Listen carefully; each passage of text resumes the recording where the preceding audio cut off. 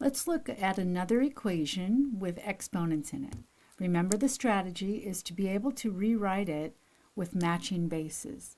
And so this 36 can be written as 6 squared.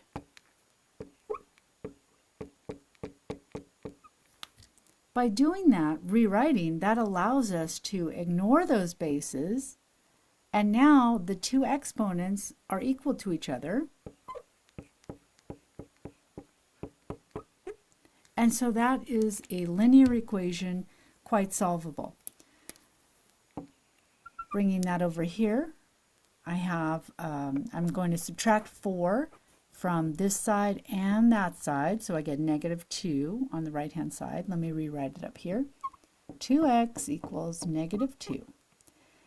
Trying to solve the equation, I'm going to divide by 2 on both sides, and that gives me x by itself, and simplifying to the answer, x equals -1.